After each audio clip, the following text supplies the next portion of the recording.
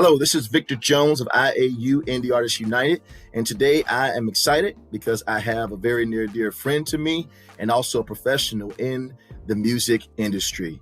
Want to welcome Brian Sullivan to the IAU interview. How you doing, Brian? I'm doing great, Victor. How are you? Man, I'm doing excellent, man. Just got off, man, and wanted to hurry up and get in here, man, and get this interview with you, man. I'm excited to see what it is we're going to actually talk about and dialogue about today on this interview, man. Wonderful, wonderful. All right, so Sullivan, tell us give us some shout outs and also tell us where you're from. Well, I'm from Washington, D.C., born and raised. I moved down to the Tidewater area back in 1989. I stayed down there for probably like 26, 27 years. Okay. And so that's like my second home, but DC is my home. But I currently live in Upper Marlboro, Maryland. It's like near Bowie, Landover. So in that area. Okay, sounds good.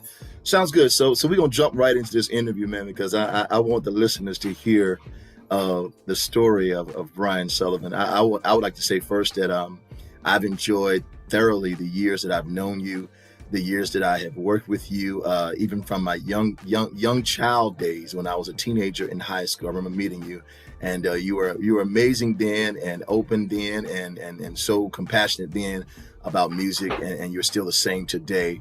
I do want indie artists to know that Brian Sullivan is made a lot possible for Indie Artists United. And he's actually connected me with some great people that are going to help us move forward in this. And so, Brian, we're going to start with just what would you like to say to Indie Artists United, and what has been your experience? So IAU is a very unique experience. This platform really gives the artists a chance to do those things that you weren't able to do, in a commercial setting. Sure, we sign up for Spotify and Apple Music and Pandora and all of those things. But unless you're really affiliated with one of those major playlists, your music and your streams don't really go anywhere. And so I think that IAU is a very genius idea to bring all of those artists together, create that playlist, and stream the music and make money. That is genius. Most people would just, it is what it is. I'm not going to be able to get into streaming unless, I get put on with somebody major. Right. But you took the initiative to say, hey, I can create my own playlist. I can go out and do my own thing. I like that. Get people to get on board. And the more people that get on board, the more people are streaming, the better chance you have of making money. So kudos to you for, coming up with the idea of creating this whole platform. And then the networking is just incredible. We're not just stuck here in the States. We have artists worldwide. Mm-hmm. You collaborate and network. That's all in one place. And it's an awesome experience, man. I appreciate it. I really do.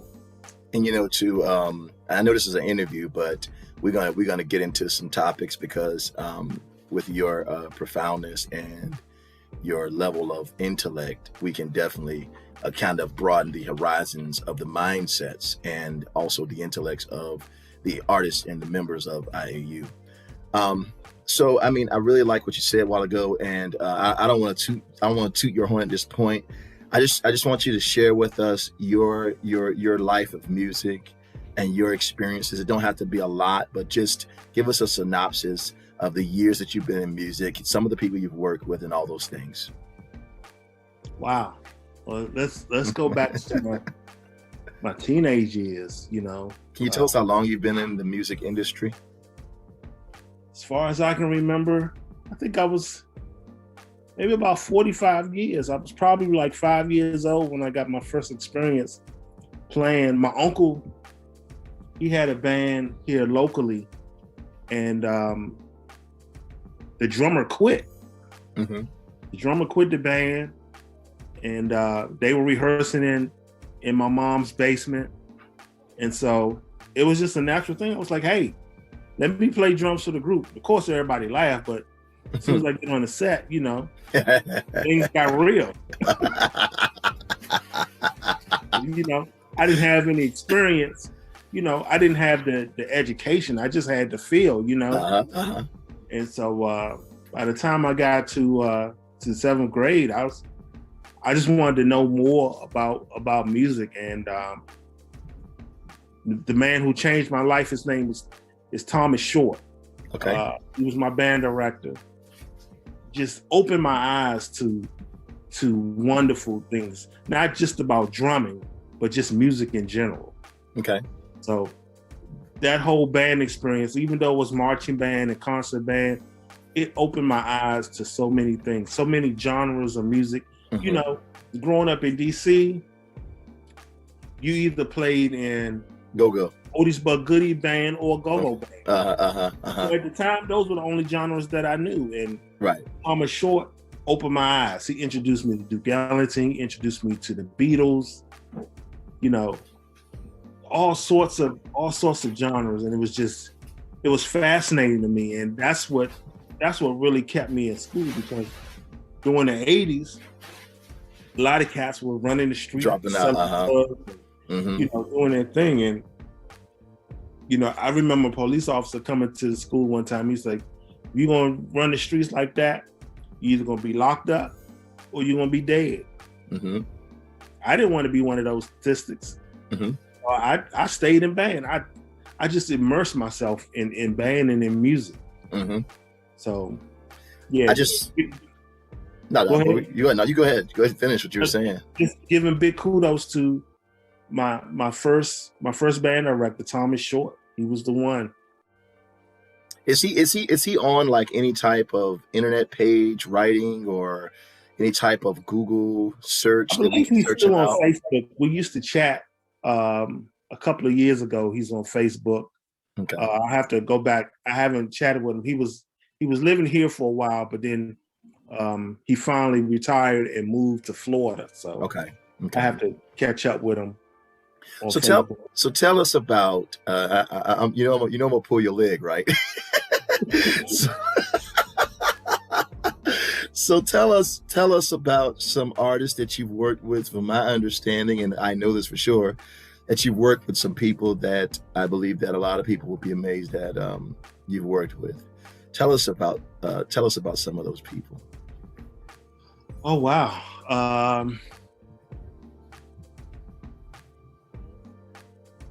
Let's see. I'm trying to figure out pick from the catalog. Well, let's jump to the one that really comes to mind. I was working with a promoter who was an A&R for Gospel Centric Records. Okay. And, he allowed me to go and tour at that time, because he was a manager of sorts for Kurt Franklin. Okay. And so me and a couple of my friends from college, just graduating from college,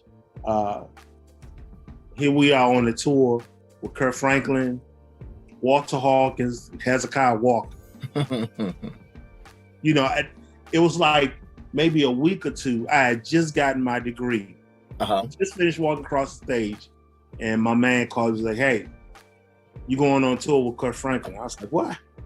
You got to be kidding!" So, that was a start. And then I've ran into some artists during my time while I was in college. I used to work for this company called Black Russian Records, which was an umbrella production company for Timberland Productions. Okay. And got to meet, Tim and Magoo and all those guys. I saw them sign groups. I saw them kick out groups. Affiliations with Dave Hollister. My roommate, his name was John Mitchell. He was a major producer, but having Dave in the circle, you know what I'm saying? Yeah, I got you. That was something. That was an experience. Yeah, Dave is a beast, man. Yeah, my first major record placement came with this guy named Omar Chandler. Okay. He used to sing all the hooks for Rob Bass. You remember the Joy? Yeah. And rain. Yeah. Sunshine. Yeah. So Omar gave me my first shot. He had released a record back in the early 90s and stuff like that. And so from there, just kind of catapulted. Rodney Jerkins was a part of that project. Okay. Big Dog, who used to do raps for, he used to do beats for the Lost Boys. Okay. I remember the Lost Boys. Yeah. So, we were surrounded by lots of major artists, but going back to gospel centric, Tremaine Hawkins. After I finished the tour with Kurt, my manager had me work on a project, and it was just like I needed like a Latin feel. Just throw together some music and see what you come up with. Okay. So I put together some tracks. Everything was good, and next thing I know, I'm looking on my call ID, phone rings. I see Gospel Centric Records. Okay. Talking to the vice president of A&R. Okay. He was like, "Well, Brian, we want you to do a remix for us. It's for an artist that you may know. Her name is Tremaine Hawkins." And I'm sitting up there shell shocked, yes, phone sir. in my hand. Yes, sir. I couldn't believe what was going on. She's like, we're gonna give you a shot. And so they sent me the project, and put the music to it. Didn't really think anything of it because you're an upstart producer, just kind of getting your feet wet.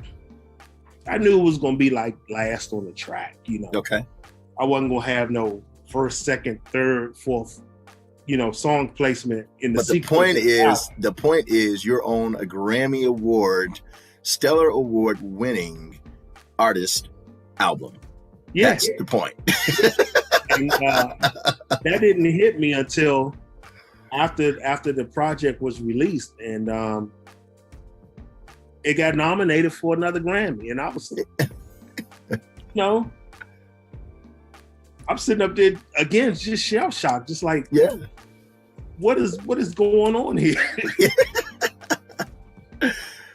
That's amazing, man. That's just amazing, man. That's amazing that to have you with such experience to be with us on this app. You're such a humble person, and I'm just telling you this.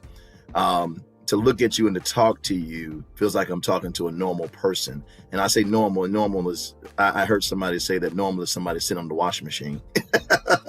But to talk about normal, I mean, and the normalities of, dealing with a person that's never met anybody major. But to talk to you, it seems like you're a very humble person, and you don't act like, what I'm saying, oh, I'm here and I'm there. And that's the one thing I love about you, Brian, is that you're humble with your approaches, man. Some of the stuff you just said today, I actually did not know. But I do remember, and I'm just calling this out because we're talking about who you've worked with. I do remember, and we actually did a YouTube video on this.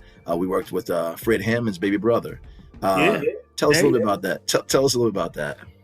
So, a guy that I went to Norfolk State with. Don't forget about my song neither now. Oh yeah, no doubt. I'm glad that was a nice little segue into that. We off of the hills, I just started doing a whole lot of music locally. I did this jingle. I don't know if you remember the jingle from down in Norfolk. It was a jingle for Fred Terry. Give me finance, give Fred a chance. Oh yeah, that was Ronzel Pretlow. Yeah, me and Ronzel did that jingle together. Yeah. Ronzel is a beast, man. I don't want to turn this Yeah, into like a. It's easy to turn this into something else because we real tight and we know the same people. So that, man, that was amazing, man. yeah. And so what's the name? Hammond's manager at the time heard the jingle. Okay, and when you say Hammond in terms of Fred Hammond or in terms of Well, they were kind of intertwined because um, Dave was doing Fred's sound. okay, He was Fred's sound and lighting guy. okay, And so they kind of had almost the same representation. okay, And so when Dave's manager, whom I knew from Norfolk State, called me, it's like, hey, I need you to do a track for me. And then it was almost like as soon as I hung up, that's when you called. Like, hey, I got some songs, man. I really want to get these things recorded. Can you help me? I was like, well, let's just put two and two together, man.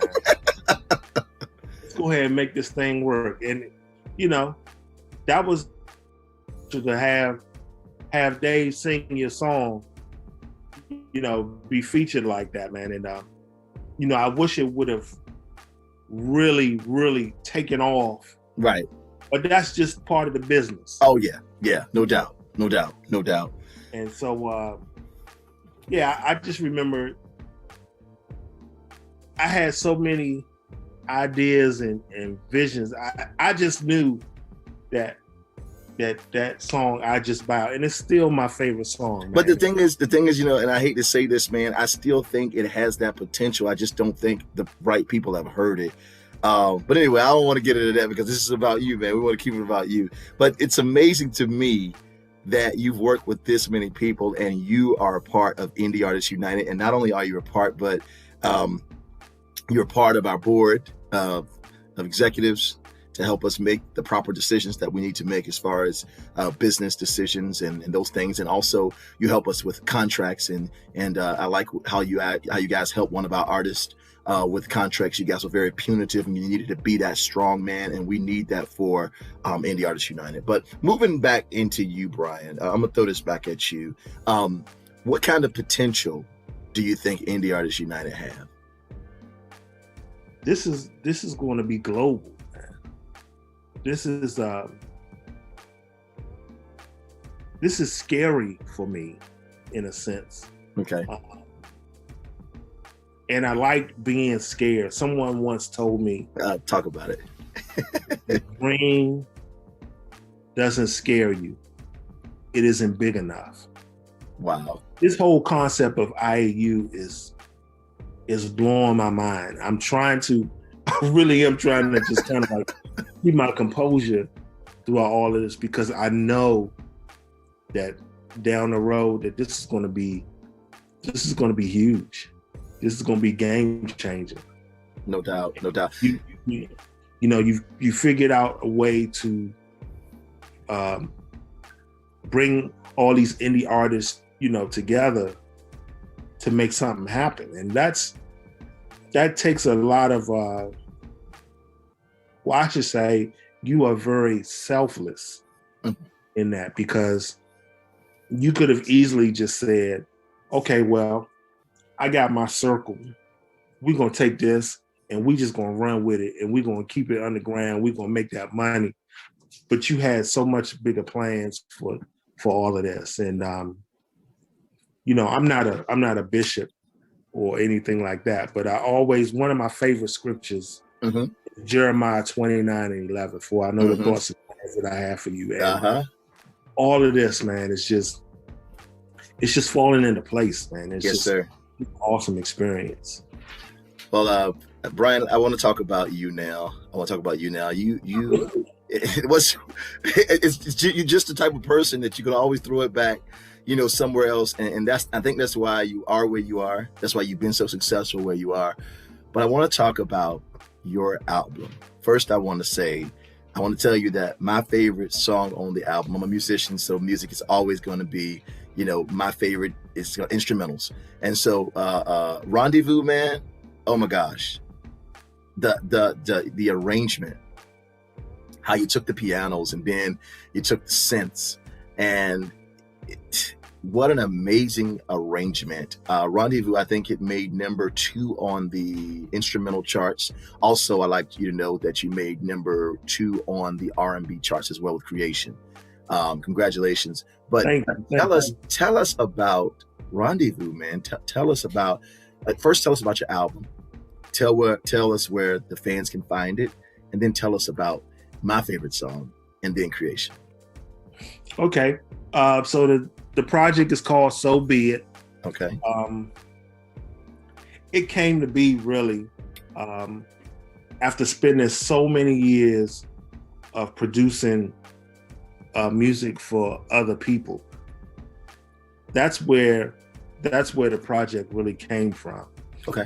You know, I sat back one day and I was like, wow, I'm doing all of this work, and I'm happy, I'm grateful that I was getting the work. But I just wanted to do something for myself. Okay. I took a little sabbatical. I took some time off to kind of get things together. And Rendezvous, interestingly enough, was birthed down in Franklin, Virginia. I first conceived that song down there about 97, 98. And, at first it had vocals to it. But then I just felt like it was more of a instrumental. And so I kind of let it rest for a little bit and started concentrating on other projects. And then that's when I met Hope. Okay. Hope Halls. And she is phenomenal vocalist, songwriter. Mm-hmm. And here's a little tidbit. She used to sing background vocals on Sunday worship services with Martha Munizzi. Oh, okay. So Martha Munizzi, I know exactly what you're talking about. When we come into his presence, lifting up the name of Jesus. Yeah. But see, that's what I'm saying, man. The thing is, now think about that. She's singing with the Grammy Award winner. And I hate to break off here, but she's singing with a Grammy Award winner, and she's on our team, man. Yes, indeed. She's a member of IAU. Wow. But keep going, man. I want to hear more about Rendezvous. And so after a couple of years, I had put together a few songs. I decided to come back to Rendezvous. Okay. And, got a lot of compliments for the instrumentation, especially the piano part, but I wanted something different. Okay. And so the synth part that you hear, the synth solo stuff, okay, is actually an EWI, electronic wind instrument. Like Bob on the Yellow Jackets. Yes. Like Bob Menson. Yes, sir. Yes, sir. And that's being played by BJ Simmons. Wow. And so time out. This is going to be a quick commercial break. Okay, so BJ Simmons is on our app as well. Check his music. He is a monster, and tell him I want to do some stuff with him as well. But he is a monster, and so that's BJ on the EWI. Wow. Yes. Wow. And BJ and I, we go back to our Norfolk State days. Right. I know that he has his CD out, We Wear the Mask.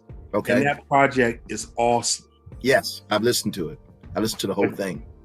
His very first project, if you can find it out there, if he still has it available, it's called Acronyms. Okay. Outstanding project. And not just because I mixed and mastered that project. Okay. But that project was just phenomenal. Wow. And so you've mixed BJ, you've worked with Hope, backup singer for Martha Munizzi. You've did a song for Tremaine Hawkins. You've done this, you've done that. And man, thank you first for thinking.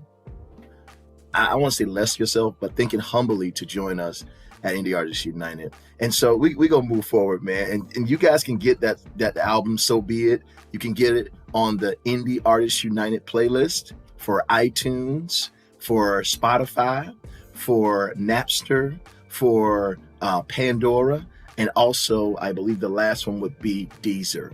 So you guys can get that album there, but also you can get that album on Brian's Facebook page under Brian K. Sullivan. Am I correct? Yes. Okay. You can get it from Amazon. You can get, there you go. All of the digital outlets. Yes. Check it out, guys. If you want to buy a hard copy, you can message me and I'll send you a copy. No problem. Well, I'm definitely going to get one just for support. So as we come to a close here, this has been a blast, Brian, and I knew it would because, we've been knowing each other for a while now, but I've never actually had a chance to sit down and dialogue with you about your musical experience. We've talked little, but we did more implementing and more physical work than we've done intellectual or dialogue. And so this has been a blast, man. I'm going to end with, one last question. What are you working on now? And I know you do a lot of work. Every time I talk to you, you're doing something. So what are you working on now? Who are you working with now? I'm trying to get some songs together for our A&R J9. Yeah. She and I play in a band together up here in Upper Marlboro. Okay. And, I know that she's very passionate about her singing and her craft. Yes. And so I'm trying to put together, some songs to release for her project. Of course, Hope is working. I just sent her maybe about 3 or 4 tracks to let her write with. And I'm actually trying to start another solo project. Oh, sweet, sweet. A good friend of mine, his name is, shout out to my friend DJ Parker. Okay. He was gracious enough. DJ is a phenomenal vocalist. Okay. I've known him for at least 20 something years. Okay. He's sang with the likes of Usher, Stevie Wonder, come on, man, Sun Ra, you name it. People call him. He's been featured on that special with Pharrell, Voices of Fire. Okay. And he was on a break last year from touring with Usher. Okay.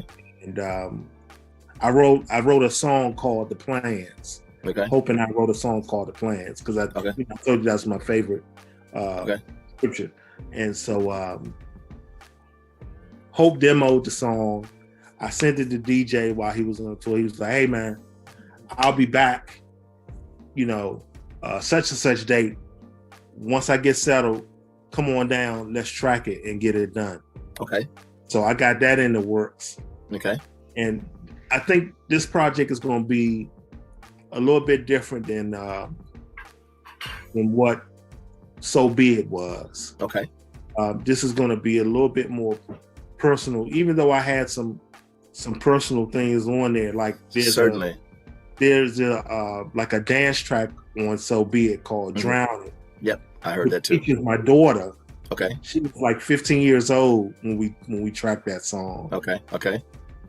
And so, but I want to get into some more personal things, and I'm trying to mentor up and coming artists and producers. One of my co-producers, is another IAU guy, Derek Burns. My boy. Yeah, my boy. We're getting him started, getting his feet wet in terms of learning how to produce and things like that. And he's making great strides with it. And we're trying to you know, get the flow so he can get his project off the ground. Okay. So just trying to stay busy. So I'll be contacting you. Oh yeah, man. Anytime. About J9's project. Okay. Because I have a song in mind that I know will fit your production style. Okay. And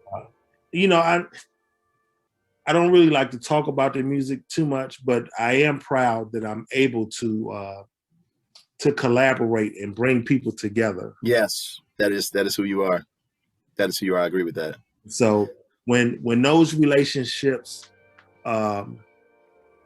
blossom, that's when I'm the most happiest.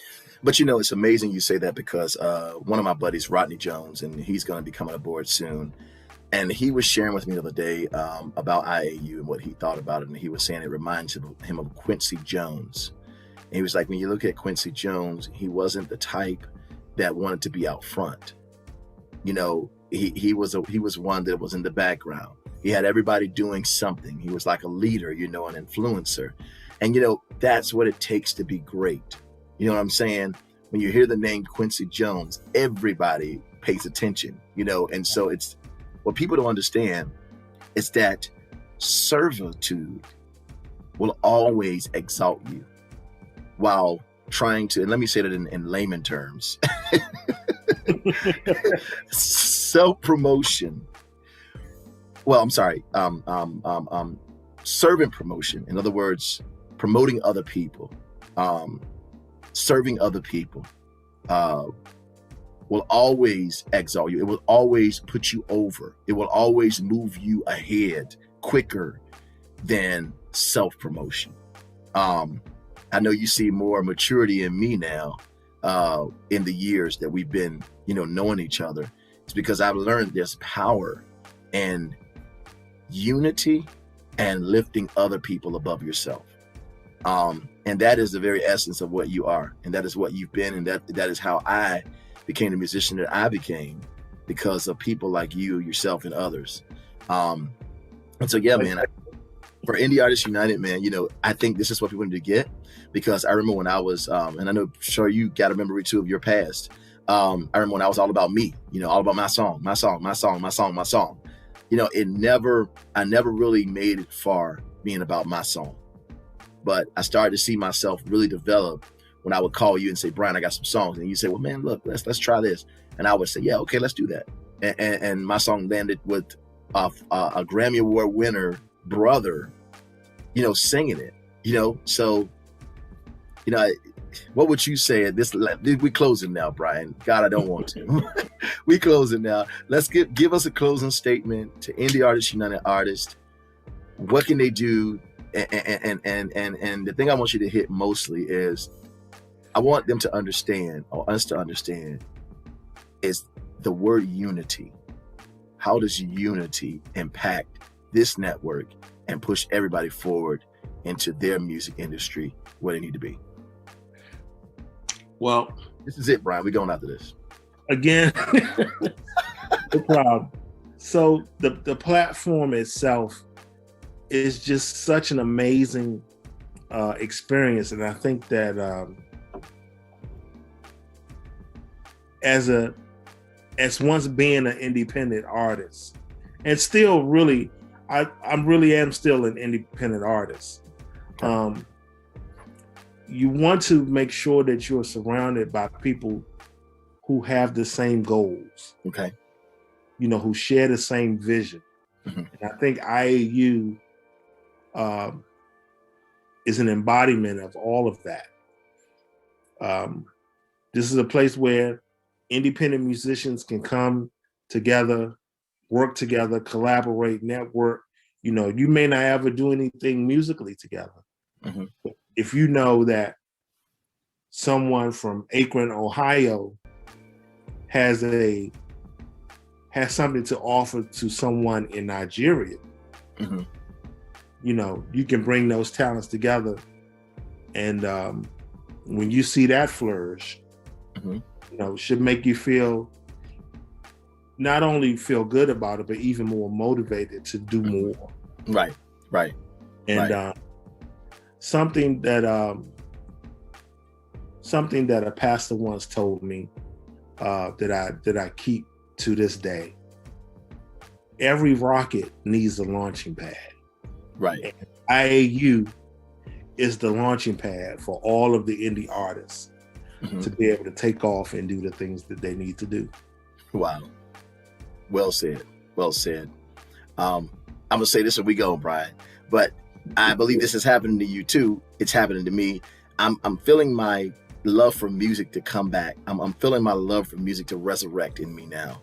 I'm feeling more motivated to create more because now I have an audience to hear. Now I have people to share what they care. You know? Yeah. That's what IAU have done for me. That's what it's done for me. No doubt. No doubt.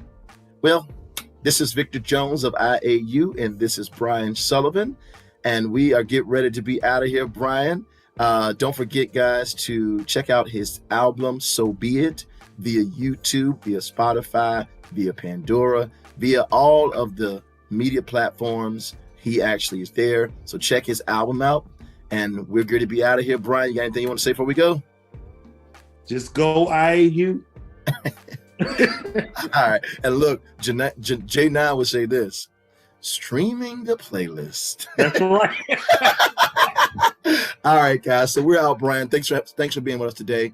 And I hope Thank you for having me. Yes, and I hope everyone can gain from this and glean from this to be more successful. Guys, we're out. This is Victor Jones, Brian Sullivan. We're out. Peace.